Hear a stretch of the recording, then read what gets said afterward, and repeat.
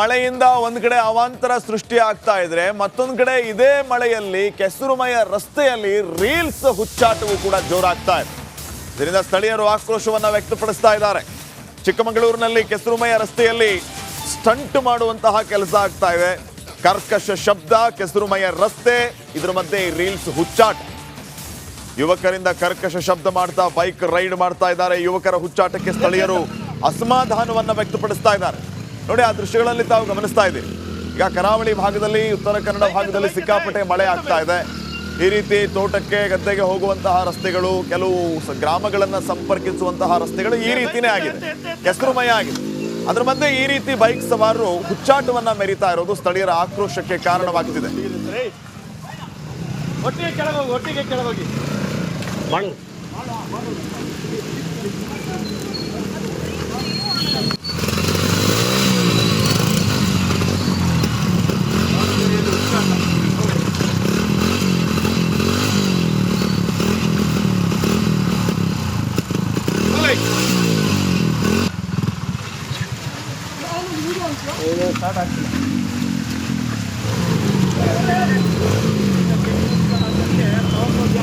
ಆದಷ್ಟು ಬೇಗ ಕಡಿವಾಣ ಹಾಕಬೇಕು.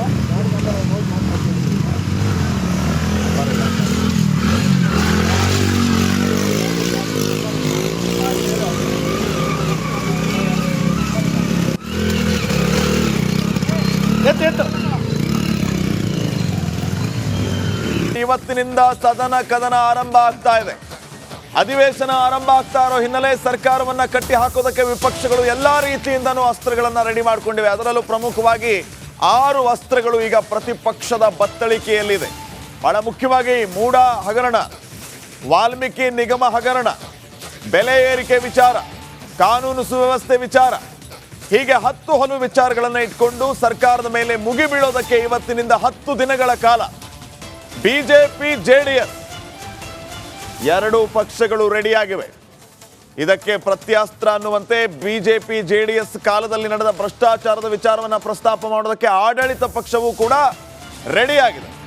ಹಾಗಿದ್ರೆ ಇವತ್ತಿನಿಂದ ಸದನ ಯಾವ ರೀತಿ ಇರುತ್ತೆ, ಅಧಿವೇಶನದ ನೇರ ಪ್ರಸಾರ ಈಗ ಗಮನಿಸ್ತಾ ಇದೆ. ಕ್ಷೇತ್ರದಿಂದ 12ನೇ ವಿಧಾನಸಭೆಗೆ ಆಯ್ಕೆಗೊಂಡಿದ್ರು TH ಶಿವಶಂಕರಪ್ಪರವರು ದಿನಾಂಕ 10/3/2024 ನಿಧನ ಹೊಂದಿರುತ್ತಾರೆ.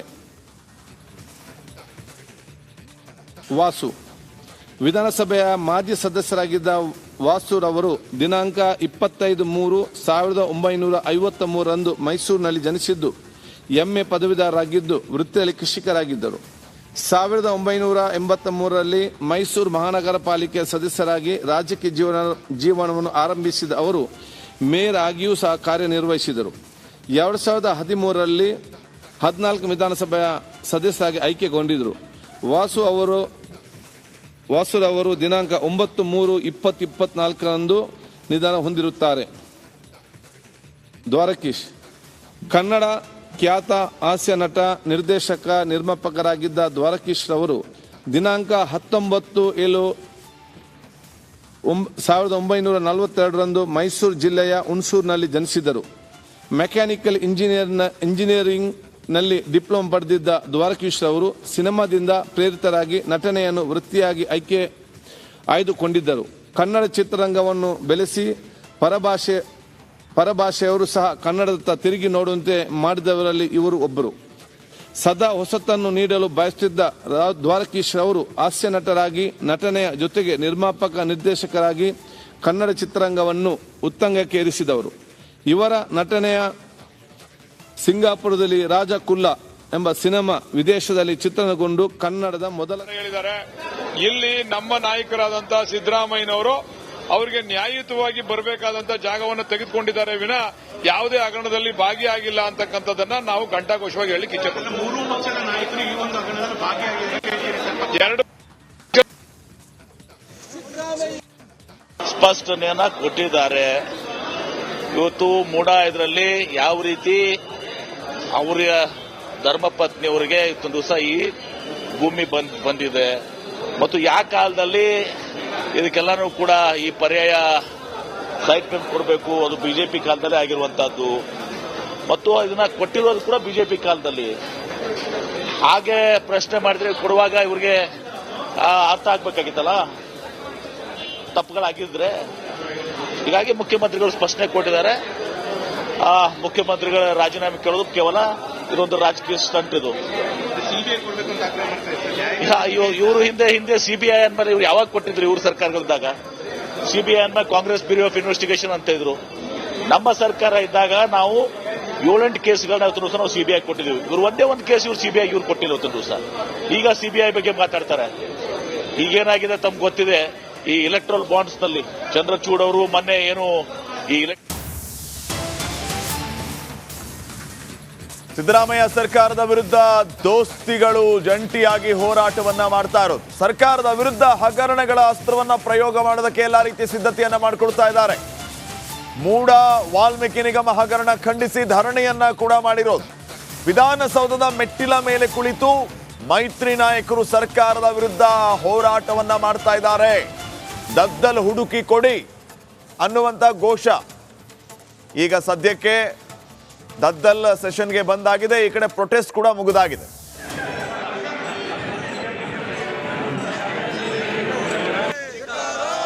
ಹಠಾಕಟ್ ಭ್ರಷ್ಟಾಚಾರ ಮಾಡುತ್ತಿರೋ ಕಾಂಗ್ರೆಸ್ ಸರ್ಕಾರಕ್ಕೆ, ಹಠಾಕಟ್ ಕಾಂಗ್ರೆಸ್ ಸರ್ಕಾರಕ್ಕೆ, ಕಾಂಗ್ರೆಸ್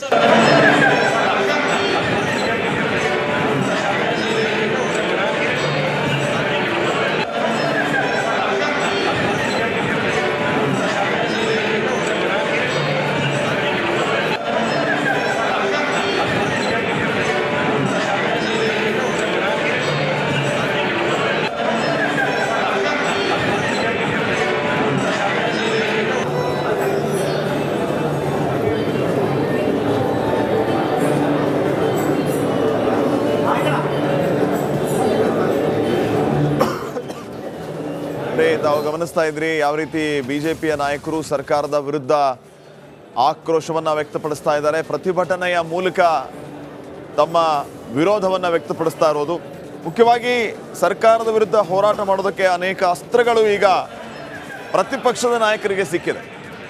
ಅದರಲ್ಲೂ ಮುಖ್ಯವಾಗಿ ಮುಖ್ಯಮಂತ್ರಿಗಳ ಸುತ್ತಾನೆ ಗಿರಿಕೆ ಹೊಡಿತಾ ಇರುವಂತಹ ಮೂಡ ಹಗರಣ, ಅದರ ಜೊತೆಗೆ 187 ಕೋಟಿ ಅಕ್ರಮ ಅವ್ಯವಹಾರದ ವಾಲ್ಮೀಕಿ ನಿಗಮ ಹಗರಣ, ಜೊತೆಗೆ ಬೆಲೆ ಏರಿಕೆ ವಿಚಾರ, ಕಾನೂನು ಸುವ್ಯವಸ್ಥೆ ವಿಚಾರ, ಮೇಲಿಂದ ಮೇಲೆ ಹತ್ಯೆ ಆಗ್ತಾ ಇರುವಂಥದ್ದು, ಕಾನೂನು ಸುವ್ಯವಸ್ಥೆಗೆ ಧಕ್ಕೆ ತರುವಂಥ ಅನೇಕ ಕೆಲಸಗಳು ರಾಜ್ಯದಲ್ಲಿ ಆಗ್ತಾ ಇರೋದು.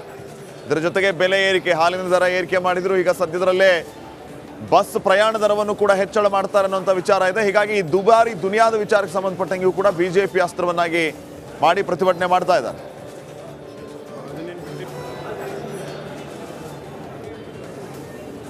ಬಿಜೆಪಿಯ ನಾಯಕರ ಜೊತೆಗೆ ನಮ್ಮ ಪ್ರತಿನಿಧಿಗಳು ಮಾತಾಡುವಂತಹ ಕೆಲಸವನ್ನ ಮಾಡಿದ್ದಾರೆ. ಮಾಜಿ ಗೃಹ ಸಚಿವರು, ಪ್ರಸ್ತುತ ಶಾಸಕರಾಗಿರುವಂತಹ ಆರಗ ಜ್ಞಾನೇಂದ್ರ ಅವರ ಜೊತೆಗೆ ನಮ್ಮ ಪ್ರತಿನಿಧಿ ಮಾತಾಡಿದ್ದಾರೆ. ನೋಡೋಣ. ಕರ್ನಾಟಕದ ಇತಿಹಾಸದಲ್ಲೇ ಈಗ ನಮ್ಮ ಜೊತೆಗೆ ಮಾಜಿ ಗೃಹ ಸಚಿವರಾದ ಆರಗ ಜ್ಞಾನೇಂದ್ರ ಅವರಿದೆ, ಅವ್ರನ್ನ ಮಾತಾಡಿಸ್ತೇನೆ. ಸರ್, ಇವತ್ತಿನ ಪ್ರತಿಭಟನೆ ಮೆರವಣಿಗೆ ಮೂಲಕ ಬರ್ತಿದ್ದೀರಿ. ಶಾಸನಸಭೆಯಲ್ಲಿ ನಿಲುವಳಿ ಸೂಚನೆಯನ್ನು ನಾವು ಕೊಟ್ಟಿದ್ವಿ. ವಾಲ್ಮೀಕಿ ನಿಗಮ ದಲಿತರ ಹಣವನ್ನು ನುಂಗಿ ನೀರು ಕುಡಿದಿರ್ತಕ್ಕಂಥದ್ದು. ಒಬ್ಬ ಎಂಪ್ಲಾಯಿ ಇದರಲ್ಲಿ ಆತ್ಮಹತ್ಯೆ ಮಾಡ್ಕೊಂಡೇ ಹೋಗಿದ್ರೆ ಇದನ್ನು ಸಂಪೂರ್ಣ ಮಣ್ಣು ಪಾಲು ಮಾಡ್ತಿದ್ರು, ಇವರನ್ನು ಉಪಯೋಗಿಸ್ತಿದ್ರು. ಆತ ಸತ್ತು ಇವತ್ತು ಈ ಸರ್ಕಾರದ ಭ್ರಷ್ಟಾಚಾರವನ್ನು ಹೊರಗೆ ತಂದಿದ್ದಾನೆ. ಅವನಿಗೆ ಅವನ ಆತ್ಮಕ್ಕೆ ಶಾಂತಿ ಸಿಕ್ಕಬೇಕು ಅಂದರೆ ಈ ಸರ್ಕಾರ ರಾಜೀನಾಮೆ ಕೊಟ್ಟು ಕೆಳಗಿಳಿಬೇಕು. ದಲಿತರ ಜಮೀನಿಗೆ, ದಲಿತರ ಮಕ್ಕಳ ಎಜುಕೇಷನ್ನಿಗೆ, ದಲಿತರಿಗೆ ಮನೆ ಕಟ್ಕೊಡ್ಲಿಕ್ಕೆ ಇಟ್ಟಂಥ ಹಣವನ್ನು ಇವರು ಹೊಡೆದು ನುಂಗಿದ್ದಾರೆ. ದಲಿತರ ವಾರಸುದಾರ ನಾವೇ ಅಂತ ಹೇಳ್ಕೊಂಡು ಅವರು ಓಟ್ ತಗೊಂಡು ಬಂದವರಿಗೆ ನಾಚಿಕೆ ಆಗಬೇಕು. ಅವರ ಹಣವನ್ನು ನುಂಗಿ ನೀರು ಕುಡಿಲಿಕ್ಕೆ ಈ ರೀತಿಯಲ್ಲಿ ಇವತ್ತು ಒಬ್ಬ ಮಂತ್ರಿ, ಕ್ಯಾಬಿನೆಟ್ ಮಂತ್ರಿ ಅರೆಸ್ಟ್ ಆಗಿದ್ದಾರೆ. ಇನ್ನೊಬ್ಬ ತಲೆ ತಪ್ಪಿಸ್ಕೊಂಡು ಓಡೋಗಿದ್ದಾರೆ ಶಾಸಕ. ಇವತ್ತು CM DCM ಬುಡಕ್ಕೂ ಕೂಡ ಇದು ಬಂದಿದೆ. ಆದ್ದರಿಂದ ಈ ಹಿನ್ನೆಲೆಯಲ್ಲಿ ಇವರು ಸರ್ಕಾರವೇ ರಾಜೀನಾಮೆ ಕೊಡಬೇಕು ಅಂತ ಒತ್ತಾಯಿಸ್ತಾರೆ. Thank you sir. ಇದಿಷ್ಟು ಕೂಡ ಆರಗ ಜ್ಞಾನೇಂದ್ರ ಅವರ ಪ್ರಮುಖವಾಗಿ ಇವತ್ತು ಮುಖ್ಯಮಂತ್ರಿಯವರ ರಾಜೀನಾಮೆಗೆ ಬಿಗಿಪಟ್ಟನ್ನು ಹಿಡಿಯುವಂಥದ್ದು, ಜೊತೆಗೆ ಈಗಾಗಲೇ ನಿಲುವಳಿ ಸೂಚನೆಯನ್ನು ಕೂಡ ಕೊಟ್ಟಿದ್ದಾರೆ. ಈ ನಿಲುವಳಿ ಸೂಚನೆ ಅಂತ ಈಗ ಚರ್ಚೆಗೆ ಅವಕಾಶ ಸಿಕ್ಕಿದ್ರೆ ಸರಿ, ಇಲ್ಲದೆ ಹೋದರೆ ಮತ್ತೆ ಧರಣಿ ಗದ್ದಲಗಳು ಆಗುವಂತಹ ಸಾಧ್ಯತೆಗಳು ಭಾಳ ದಟ್ಟವಾಗಿರ್ತಕ್ಕಂಥದ್ದು. ನೋಡೋಣ ಅಧಿವೇಶನ ಕಾವು ಮತ್ತೆ ಯಾವ ಸ್ವರೂಪವನ್ನು ಪಡ್ಕೊಳ್ತಾ ಅಂತಕ್ಕಂಥದ್ದನ್ನು. ಕ್ಯಾಮ್ರಾ ಪರ್ಸನ್ ಮಂಜುನಾಥ್ ಜೊತೆ ಸುರೇಶ್, ರಿಪಬ್ಲಿಕ್ ಕನ್ನಡ, ಬೆಂಗಳೂರು. ಕರ್ನಾಟಕದ ಇತಿಹಾಸದಲ್ಲೇ 187 ಕೋಟಿ ದಲಿತರ ಹಣವನ್ನ ಲೂಟಿ ಮಾಡಿರೋದು ಕರ್ನಾಟಕದ 75 ವರ್ಷದ ಇತಿಹಾಸದಲ್ಲಿ ಯಾವುದೇ ಸರ್ಕಾರ ಮಾಡಿರಲಿಲ್ಲ. ಅಂತ ಒಂದು ಭ್ರಷ್ಟಾಚಾರದ ಬ್ರಹ್ಮಾಂಡವನ್ನ ಕಾಂಗ್ರೆಸ್ ಪಾರ್ಟಿ ಮಾಡಿದೆ. ಕಾಂಗ್ರೆಸ್ ಪಾರ್ಟಿ ಹೇಳ್ತಾ ಇತ್ತು, ನಾವು ದಲಿತರ ಚಾಂಪಿಯನ್ಸ್ ಅಂತ, ನಾವು ದಲಿತರ ಪರವಾಗಿದ್ದೀರಿ ಅಂತ. ಇವತ್ತು ದಲಿತರ ಓಟನ್ನ ತೆಗೆದುಕೊಂಡು ಅಧಿಕಾರಕ್ಕೆ ಬಂದು ದಲಿತರ ಹಣವನ್ನ ಲೂಟಿ ಮಾಡದಂತ ಯಾವುದಾದ್ರೂ ಪಕ್ಷ ಕರ್ನಾಟಕದಲ್ಲಿ ಇದ್ರೆ ಅದು ಕಾಂಗ್ರೆಸ್ ಪಾರ್ಟಿ. ನಾಚಿಕೆ ಆಗ್ಬೇಕು ಕಾಂಗ್ರೆಸ್ ಅವ್ರಿಗೆ. ನಾವು ದಲಿತರ ಚಾಂಪಿಯನ್ ಅಂತ ಹೇಳ್ತೀರಿ. ಇವತ್ತು ಆತ್ಮಹತ್ಯೆ ಮಾಡ್ಕೊಂಡಿರುವಂತ ಯಾವ ಅಧಿಕಾರಿ ಇದ್ದಾನೆ, ನಿಷ್ಠಾವಂತ ಅಧಿಕಾರಿ, ಅವನು ಕೂಡ ದಲಿತ. ಇವತ್ತು ಲೂಟಿ ಹೊಡೆದಿರೋ 187 ಕೋಟಿ, ಅದು ಕೂಡ ದಲಿತರ ಹಣ. ಒಂದ್ ಕಡೆ ದಲಿತರು ಓಟ್ ಬೇಕು, ಇನ್ನೊಂದ್ ಕಡೆ ದಲಿತರ ನೋಟ್ ಬೇಕು, ಇನ್ನೊಂದ್ ಕಡೆ ದಲಿತರ ಸಾವು ಬೇಕು. ಇದು ಕಾಂಗ್ರೆಸ್ಸಿನ ನೀತಿ. ಇವತ್ತು ಇದನ್ನ ಪ್ರತಿಭಟಿಸಿ ನಾನು, ನಮ್ಮ ರಾಜ್ಯದ ಅಧ್ಯಕ್ಷರಾದಂಥ ವಿಜಯೇಂದ್ರ ಅವರು, ನಮ್ಮ ಉಪನಾಯಕರಾದಂಥ ಬೆಲ್ಲದ್ದವರು, ರೆಡ್ಡಿಯವರು, ನಮ್ಮ ಮುನ್ರಾಜು, ನಮ್ಮ ರವಿ, ಎಲ್ಲರೂ ಕೂಡ ಈ ಸರ್ಕಾರ ನೈತಿಕವಾಗಿ ಸತ್ತೋಗಿದೆ. ಈ ಸರ್ಕಾರ ಅಧಿಕಾರದಲ್ಲಿರುವಂತ ಯೋಗ್ಯತೆ ಮೂಢ ಹಗರಣವನ್ನ ನಿನ್ನೆ ದಿನ ನಾಟಕ ಮಾಡಿದ್ದಾರೆ. ನಿವೃತ್ತ ನ್ಯಾಯಾಧೀಶರ ನೇತೃತ್ವದಲ್ಲಿ ಇವತ್ತು ವಿಚಾರಣೆ ಆಗಬೇಕು ಅಂತ ಹೇಳಿದರೆ ಅದನ್ನ ಬದಿಗಿಟ್ಟು ಸಿಬಿಐ ತನಿಖೆ ಕೊಡಬೇಕು. ಭಾರತೀಯ ಜನತಾ ಪಾರ್ಟಿ ನಿರಂತರವಾಗಿ ನಾವು ಆಗ್ರಹವನ್ನು ಮಾಡ್ತಾ ಇದ್ದೇವೆ. ಮೈಸೂರು ಮೂಢ ಹಗರಣ ದೊಡ್ಡ ಹಗರಣ. ಇದು ಒಂದು ಕಡೆ ಮುಖ್ಯಮಂತ್ರಿಗಳ ಕುಟುಂಬನೇ ಮೂಢ ಹಗರಣದಲ್ಲಿ ಪಾಲ್ದಾರಿದ್ದಾರೆ, ಮತ್ತೊಂದು ಕಡೆ ಸಾವಿರಾರು ಕೋಟಿ ಬೆಲೆ ಬಾಳ್ತಕ್ಕಂಥ ನಿವೇಶನಗಳನ್ನ ಪಡ್ಕೊಂಡು ಆ ದುಡ್ಡನ್ನ ಲೋಕಸಭಾ ಚುನಾವಣೆಗೆ ಬಳಸ್ಕೊಂಡಿದ್ದಾರೆ. ಹಾಗಾಗಿ ನೀವು ಹೇಳ್ದಂಗೆ ಕೇಳೋದಕ್ಕಾಗೋದಿಲ್ಲ. ಇವತ್ತು ನಾನು ಮುಖ್ಯಮಂತ್ರಿಗಳಿಗೆ ಆಗ್ರಹವನ್ನು ಮಾಡ್ತೇನೆ, ಮೂಢ ಹಗರಣ ಏನಿದೆ ಸಿಬಿಐ ತನಿಖೆ ಕೊಡಲೇಬೇಕು. ಸದನದ ಹೊರಗಡೆನೂ ಕೂಡ ಈ ವಿಚಾರವಾಗಿ ಎತ್ತುಕೊಂಡು ಹೋರಾಟ ಮಾಡಿದ್ದೇವೆ. ಸದನದ ಒಳಗಡೆನೂ ಸಹ ಮಾನ್ಯ ಮುಖ್ಯಮಂತ್ರಿಗಳು ಇದು ಮೂಢ ಅದನ್ನು ಸಿಬಿಐ ತನಿಖೆ ಕೊಡಬೇಕು, ಮತ್ತು ಮುಖ್ಯಮಂತ್ರಿ ಸ್ಥಾನಕ್ಕೆ ರಾಜೀನಾಮೆ ಕೊಡಲೇಬೇಕು. ಅಲ್ಲಿವರೆಗೂ ಕೂಡ ನಾವು